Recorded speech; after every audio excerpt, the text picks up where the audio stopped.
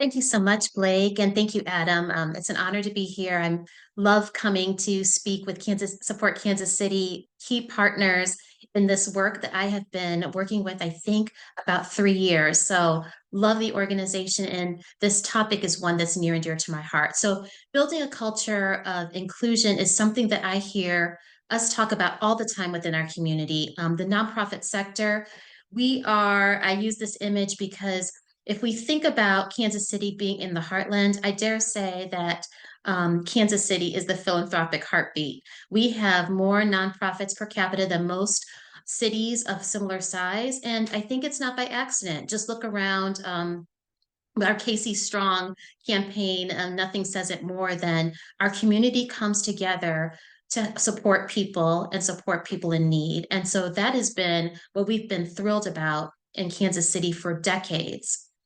And while we often feel like this, like exalted and excited about the work that we do within our not-for-profits, and rightfully so, one of the key areas that we seem to have a lapse in or a gap in is board diversity. We've long been stating that our board tables should represent the community served. However, that has not been the reality. So, what do we know? What do we know about board diversity, and what is the why behind this work? Well, what we know is, and this information is from Board Source, but we've seen it replicated in communities across the United States, and Kansas City is very similar. Not-for-profit board makeup has hardly changed in 2 decades. When you think of all the advancements that we've had within our communities in a variety of areas, thinking about this topic hardly changing is really unbelievable. People of color comprise 16% of board seats, nearly identical to the number in 1994, which is pretty astonishing. Even more so, not only do people of color comprise 16% of board seats, but 60% of those individuals served by not-for-profits are people of color. So, what does this mean in terms of diversity? What we know is, again, in those last 20 years, the not-for-profit sector has said that diversity is a priority. There's hardly an environment that I go in that I talk to a leader that says we are meeting our diversity goals, especially at the board table. Everyone identifies it as an issue that they want to change, but we've struggled as leaders of how to make systemic change, which is what we know leads to transformative change. Diverse boards, the research shows again and again, and Harvard's done an amazing study on this, but it's been replicated, that diverse boards reach their goals faster. So if you don't have the belief that just having a diverse board and having voices at the table is important and vital and the best and right choice, money will speak or goals will speak. Diverse boards reach their goals faster and consistently outperform boards that lack diversity. And those of you who hear this information probably aren't surprised. So why are we not there? I love this quote again from Board Source, and you'll hear me quote them quite a bit because they've done some of the most vast work in this space. I love what Vu Lee says here, as he's a nonprofit executive. If your board is not representative of the community you claim to serve, then you are furthering the injustice you seek to fight.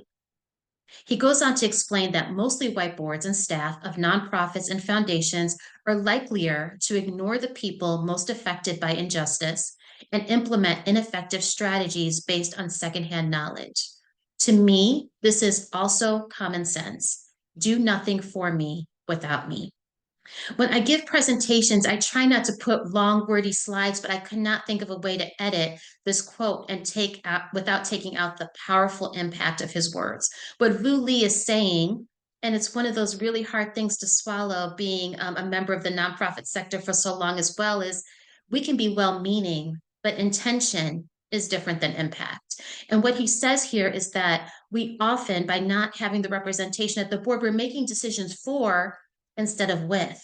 And in that gap and in that absence, we can inadvertently do harm or damage, even though we're intending to support or assist those in need.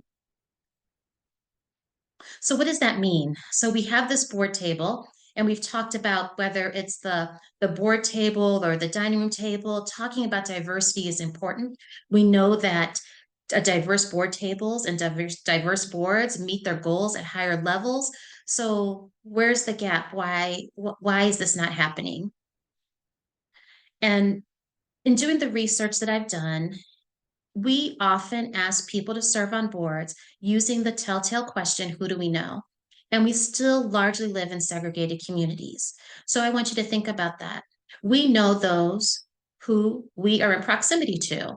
And if you do not live in communities where people who are different from you are individuals that you run into on the daily basis, that you have the opportunity to build relationships with, you're going to continue to yield the same who do you know response with people who look like you. This is one of my top resources that I use for this work. And I hope that everyone can see this well. But Sylvia Duckworth created an incredible wheel, the Power and Privilege wheel that you see here, that I think best illustrates some of the intersectionality of people from marginalized communities. So she took a very complex topic that could be a series in and of itself, put it in this wheel, and I'd like to reference it.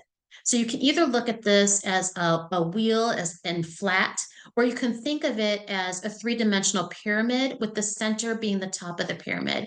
And what essentially she says within this diagram is this, that in the center, our communities are centered and where the power is most primary privilege and power is at the center of the wheel with people who are white, have post-secondary education, able-bodied, heterosexual, neurotypical.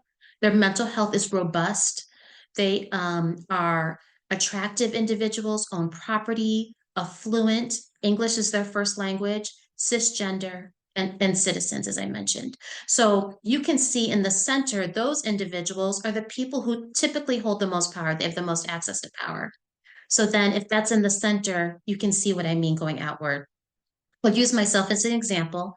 As a Black woman, I may, and these wheels are very complicated. I use myself because of the intersectionality in the different areas where we have power and privilege.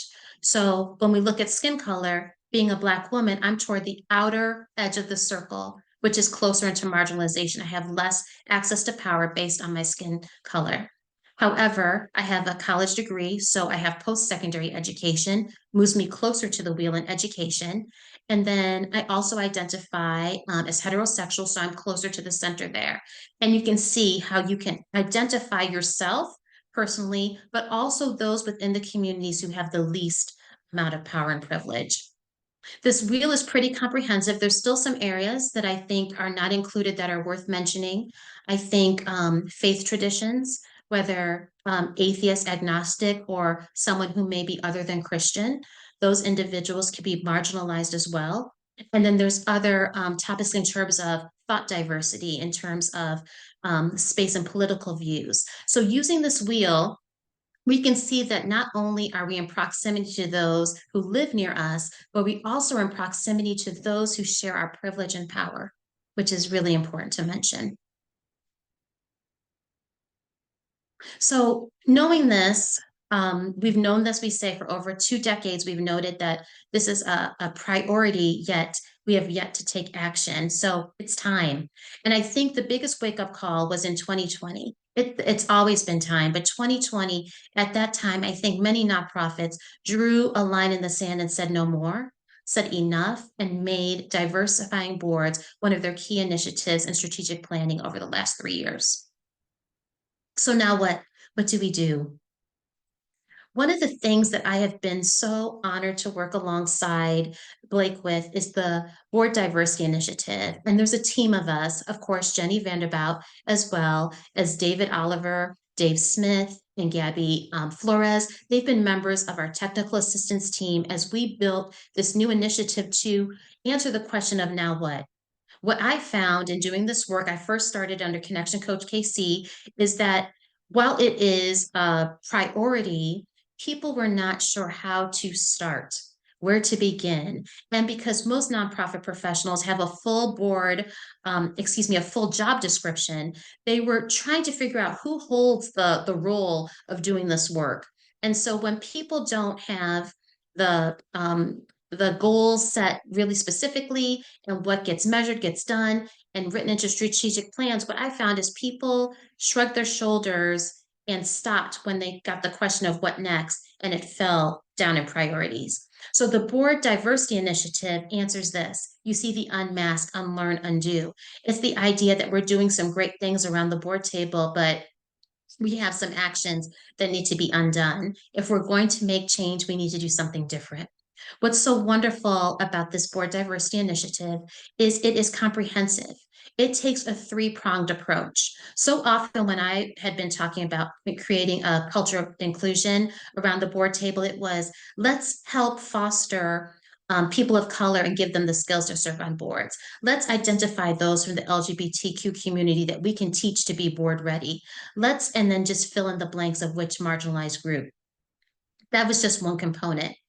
I felt that what was most important when people from diverse backgrounds were recruited to boards, they were not given the voice and the opportunity for succession to matriculate up through the board to truly make that impact that they weren't retaining. So I really looked at the board itself and board culture. And what I saw was boards needed to be trained to recruit and retain those from diverse backgrounds. It wasn't that there weren't people from diverse backgrounds that had the skills to serve on boards. It was the boards themselves that needed to be trained to recruit and retain them.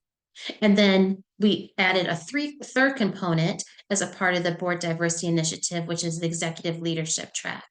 So let me go through each track. The first part is the candidate track. What we know is that pipeline of individuals to serve on boards has huge gaps. Most often when I meet with organizations, I hear people say, I don't know how to recruit. I don't know anyone that can fit our board that is from a diverse background, and they name specific areas. Those challenges come from a lack of relationships. It starts there. So we're going to start with building a candidate track. In that track, those individuals are going to get the tips and tools to build their candidacy to serve on a board. There's going to be some, of course, board basics and some one-on-one that we want to teach, but we primarily want those individuals to know how to vet boards to see if they're inclusive spaces, see if the mission is in alignment with their personal views and values, and create a cohort model so they can have peer support along the way. The second part, or these are not, these are all in conjunction, happen at the same time. So the other component is the board track that I mentioned. Boards will receive the training very similar to what we're talking about now, the history of oppression, the power and privilege wheel, how to lead with an equity lens, and change with concrete actions, tips, and tools to make change so the board can support any individual that comes around the table. And then the last piece, which I think was really one of the most crucial pieces for us to add that I hadn't thought of at first, is the executive leader track. So what that means is the board goes through the board track all together, everyone who's a member of the board, and the executive whose organization is going through that gets the support they need through a roundtable engagement. We have senior leader coaches that are able to talk through with the executive leader in real time any issues that may come up, how to navigate challenges. What we know about these conversations is everyone comes to the table with different backgrounds. Those who have more recently graduated from college have the good fortune of talking about these topics within their college curriculum. Those of us who have been out of college for a longer amount of time, we have may have a PhD, master's, bachelor's, but that doesn't mean that we are equipped with cultural competencies, the ways we need to be around the board table. So because of that, the executive leader is going to receive the support to help guide the board and also give them the support to endure some of these really contentious, potentially contentious conversations along the way. So what's great about the board diversity initiative, and we're so proud of, is it's a comprehensive approach. The key to creating a board culture of inclusion is valuing voices, acknowledging personal perspectives and that lived experiences have value, and most of all, honoring humanity. So again, what are some of the reasons that this hasn't happened? Well, the board diversity initiative, I think, really hits on some of these key issues and essence of what is happening along the way and keeping us from making greater goals and having those aha moments. There are some key things. We see that people have analysis paralysis. When thinking about how to diversify boards, we tend to think of having a group that's a task force that's working on diversity, that's working on specific goals instead of embedding diversity initiative and goals along the whole organization, embedding it within the strategic plan. And thinking about the totality of that, the weight of that, can make people be in analysis paralysis. Like, where do I start? It's so overwhelming. Um, Also, it's risky business. Every person that I talk to, including myself, I can't think of a single person who wants to say something, look across the table, and offend the person that they're talking to that they respect. We're scared, and it goes into the fear of failure. We're scared of saying the wrong thing. We're scared of doing the wrong thing. We're scared of being branded or canceled. There's lots of things to be fearful of. And what I've shared with many people is, while I'm an extroverted person and I love doing public speaking in so many ways, and I love teaching, I really struggle at times with doing this work because I too have a fear. I don't want to say the wrong thing. I don't want to embarrass myself or my reputation. But what I often say is greater than that fear is the fear that we persist in a world that has bigotry and bias and dehumanizing ways at the forefront. I want to overcome some of the racism and other things, and that takes stepping into that fear and trying to do the best that we can every day, and knowing that we'll make mistakes along the way. So another thing that keeps us stuck is comfortable with the status quo. And I had a wonderful session that I did, one of my first ones. And as often is the case as a speaker, you want to have people engaged. This was in person, this was before COVID. And I was meeting with a board, a wonderful organization that invited me in, that really, it wasn't convincing people that diversity was important. They were bought in. They were ready to go the next step and do this training. So in the training session, everyone was engaged and I had eye contact except for one individual, a young man, and I just kept glancing at him and he was looking at his phone and looked totally checked out. And then at one point in the conversation, he all of a sudden looked up from his phone and raised his hand. And I said, yes. And I called on him. And as I was talking about diversifying boards and all of this, he said, well, why should we care? As a speaker, I think there's nothing harder or worse or scarier than hearing those words. But what I said to him is, you're not wrong. Your organization has met its mission and you're doing great. But imagine how much further along you'd be if you had more diversity in the room. Because remember, we know more diverse boards reach their goals at faster paces. And he said, that's what I was wanting you to say. Because what he was saying is that everybody in the room was comfortable with the status quo. And while they were smiling and nodding, he was afraid that they were just going to go back to what they'd done before. He wanted to say, let's do something different. And he was waiting for my words to catch up with where he was. Powerful. We can get comfortable with the status quo, but good is not good enough. So some other things to keep in mind that can be barriers is there's no quick fix. I like to use the terminology foot on the gas. And there's been times where I've wanted to ease up and not wanted to go stay the course. But I know again, our default is not getting us the goals or just treating people the way we want us to in our community. That heart at the beginning of us being the heartbeat of the heartland in terms of philanthropy, I really believe that about Kansas City. And so we want our board tables to reflect that good work. And we're going to have to pivot often. I can't tell you, as a matter of fact, this board diversity initiative, we've been working on it for several years because we did just that. But where we landed is exactly where we need it to be. Pivot often and then hold yourself accountable. So often it's easy to retreat back into the safety of head in sand and not acknowledging some of these issues and topics, like why it's challenging to meet people from different backgrounds than your own, why it's challenging for someone to retain on the board and get listening to feedback that sometimes isn't always positive, but feedback that's honest, that helps us make change. Having exit interviews for those who may be leaving the boards if they're from a diverse background but choose not to remain. Oh, sorry about that.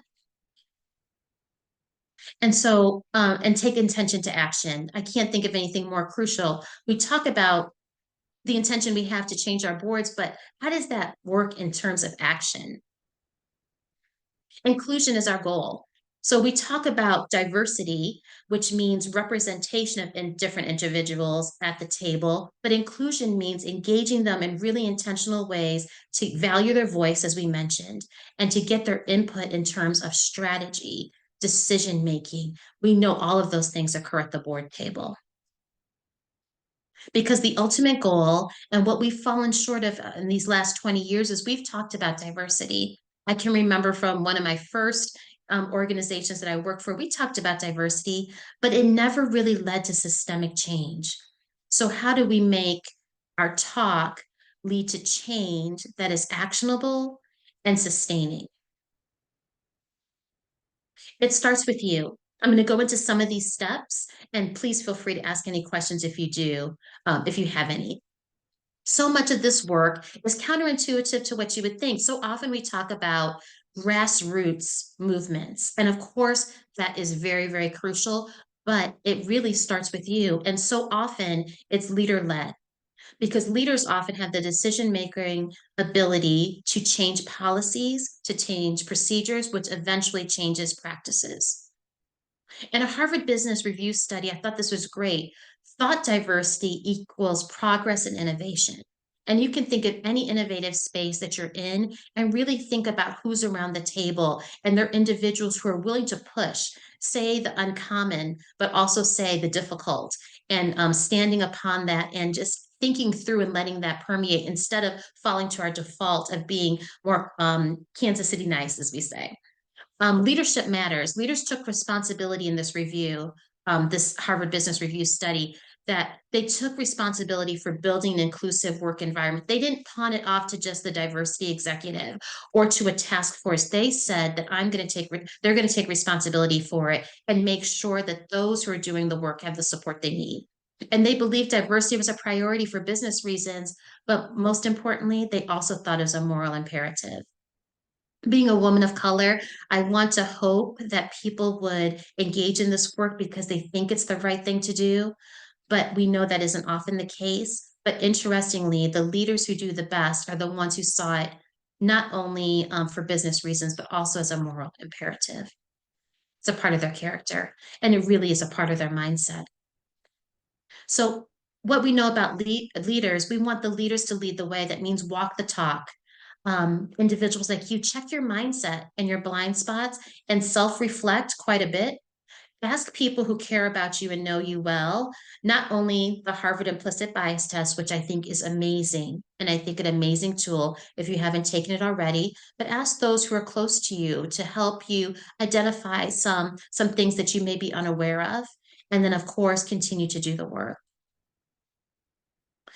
The second step that I think helps affect change and build a culture of inclusion is define diversity. And what I mean is, when I was in the 80s, when I was a much younger woman, diversity meant one narrow version of difference, and it meant race. And it was specifically talking about those who were African American or Black. Diversity, as we know, is this broad scope range and defined anything from gender diversity, sexual orientation, age diversity, thought leadership, even geographical abilities. And it goes on from there. The list is quite long, but those who are different than the center of that privilege wheel that we talked about. So defining that. So when you're talking around the table, you are sharing the same language. And this is often what we think of when we think of diversity. We usually think of racial or ethnic diversity, but you and I know it's so much more. Step three, conduct a stakeholder analysis. When you're thinking about building inclusion, get the voices of those you serve involved. Do a survey and get the feedback of what they experience on the day to day. And often there's a gap between the direct service experience and those who are at the board level. Conduct exit interviews for those who leave the board because we don't know what we don't know. Create a diversity statement is crucial and a part of what we've built in. Many of these aspects are built right into the board diversity initiative based on these steps. Create a diversity statement. And I don't mean a diversity statement like that we often have after an incident, like after George Floyd's death. There were statements that were released saying how the organization felt on behalf of that and denouncing racism. That's important. But a diversity statement is how the organization all the time, not just in times of trouble, is going to treat and lead in terms of diversity. It states the core values, and not only the core values, but the actions. And it serves as a compass that guides all work. Instead of just being PR, right? Just that thing we just put out there so that we can look. a certain way or be performative, it takes that to practice the actions that will follow the diversity statement. And the diversity statements, and you can Google them, and there's some examples that I can send as well, but they should be concise and indicate the commitment. They're a sign to other people that you are committed to this work, but it also internally drives the very work that you're doing and includes action steps. If it doesn't include action steps, then it's just words, right? And it's adopted across the organization. So diversity statements ideally are created along with board and staff so that it's something that everyone uses and adopts together. There's a board matrix that I request that people do and is a part of the board diversity initiative. And if you aren't familiar with a board matrix is an inventory of sorts that you take of who is at your board table, looking at their identities and also their interests and their skills. So a board matrix would include items such as a marketing person, a legal individual, talking about their careers and skills, but also would identify, like for myself on a board matrix, what I filled out for the coterie board that I'm on. It says that I'm a Black woman and I'm in my 50s. I put my age on there, but usually it's generations. And then I also identify in terms of the skills that I bring. So not for profit work experience in coaching. And then it has some other areas that I indicate that I'm interested in doing as a part of my role on the board. A board matrix is a tool to not check off and be performative or prescribed in that work. What it is to help you see where there's gaps. Who is not at the table? So often when we go into rooms, we look to see who is in the table, at the table or in the room. And most importantly, is to see who's not there and who's underrepresented, and then use that as a guide to help build those relationships to increase your recruitment. So we already talked about who do you know is often the guide. But another reason that we often recruit people, two terms, influence and affluence. And to build a board of inclusion, time, talent, and treasure is probably a better guide. So often, not-for-profits, let's be honest, we're trying to have the funding to persist in the work, right? To pay salaries, to keep lights on. That's real talk. And there's individuals who have been so generous in our community that have been those check writers, and not only check writers, those great influencers. Well, that isn't the only avatar to use in terms of looking for someone to serve on the board. What we're saying is time, talent, and treasure. There's individuals. My first board, I fit into one of these individuals that I was a nonprofit staff person, entry level, asked to serve on a board, and that's a longer question. It was just a great opportunity and very green. Didn't know, and I had been a teacher, so my financial resources were very slim, but I had lots of time, and more than anything, I had so much passion around the mission, and so I was time and talent where I wasn't so much on the treasure. And when we look at people only with influence, affluence, we often cut out huge sections of our population and do not consider who can give. And so that is part of the change is a mindset and a cultural change in our sector. So step 6, and I'm getting almost to the end of these steps, is to create a networking map. So you use that board matrix, you identify the gaps that you have within your board. Like it could be that you need someone from the healthcare profession because you work with individuals that are dealing with an illness, and that would be a benefit to help guide your questions and your work and your strategy.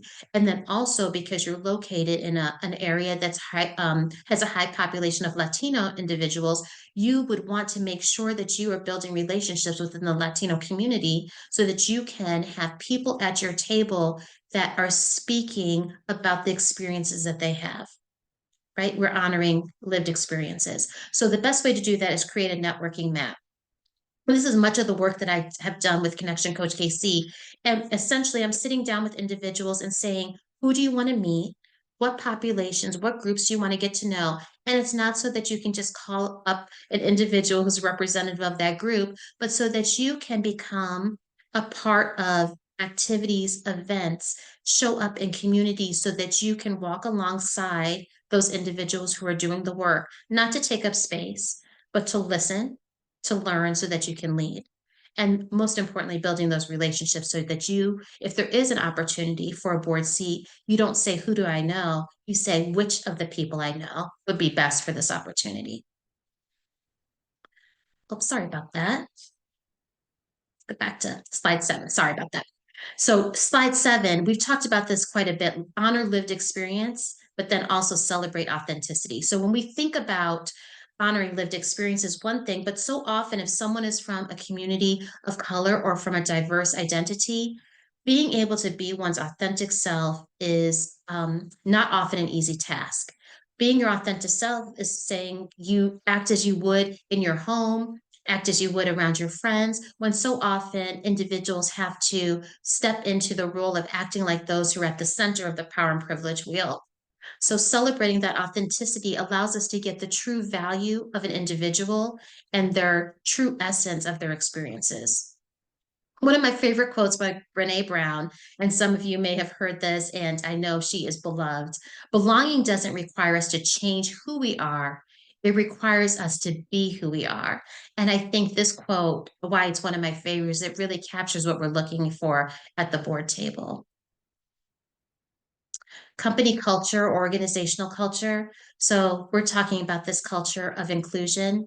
What we want the culture to be is so um, permeating of the whole organization that even if the leader leaves, that the culture persists. And so I'll say that again because I think this is so key and an aha moment that I had.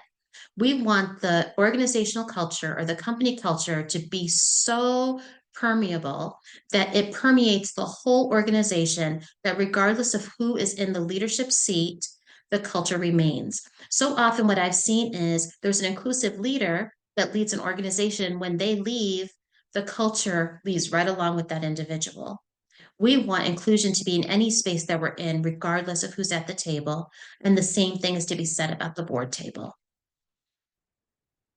So, step 8, write your DEI goals into your strategic plan. I mentioned this earlier. Instead of having a separate goal as diversity, equity, inclusion, look at every goal you have and build DEI into each of those goals. Because what we know is what gets measured gets done. It's one of my favorite sayings that I had a mentor say to me because it's so true. And also, not only what gets measured, but what has financial resources allotted to it gets done. Leading with an equity lens is a key component of what we talk about within the board diversity initiative. We want the individuals who go through the BDI, whether a candidate, a member of a board, or a senior leader, to have an equity lens that they use in any space that we're in. What's so great about this work, and I envision, and it will remain to be seen, is that while you're learning this information at the board table, you will take it to the dining room table, you'll take it to the soccer field, you'll take it to work.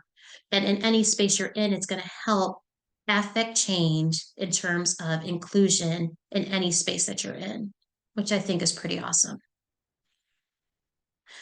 Step 9, rethink traditional models that create barriers. This is something that was brought to my attention that I had never thought of, but rings true.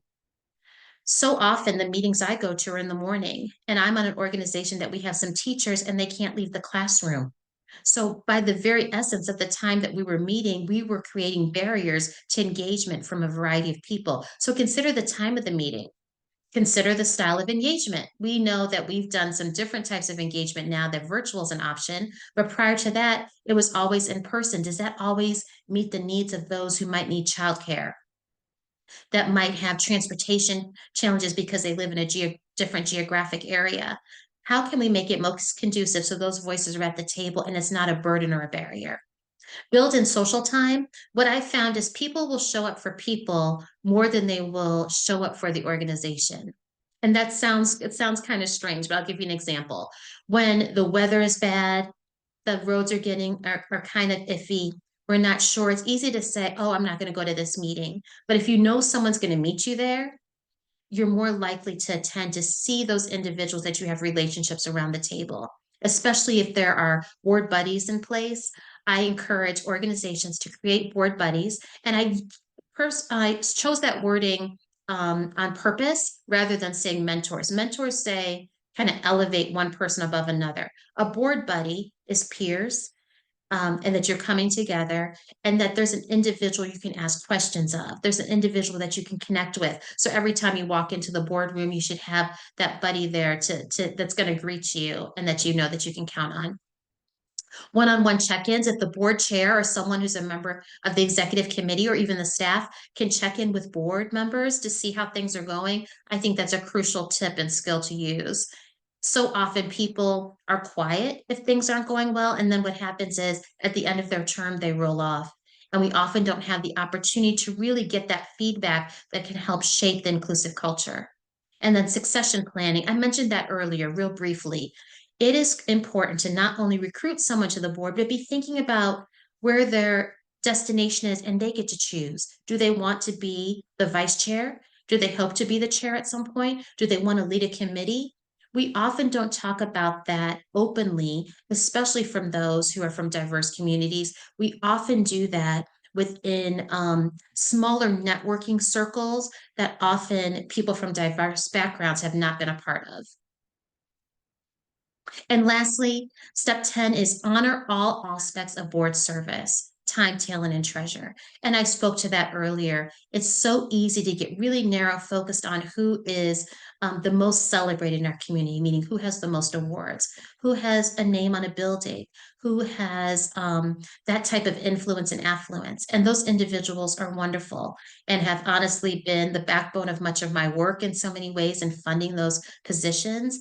But we dare say that that is not the totality of what our board tables can look like. So it's not a eliminate one for another. It's yes and, right? So it's influential and affluent people, as well as those who may be more likely to give time, talent, and treasure, that really our avatar should be around valuing voice, honoring humanity, and looking at different people's perspectives. So with that, I think I can open it up for questions. And I've just really enjoyed being able to share this topic with you today. It's been a topic that I've worked on for some time, and it's a lesson. Lessons are still being learned, but it has been some of the most powerful and important work that I've done. And it's been an honor to work alongside my colleagues at Support Kansas City.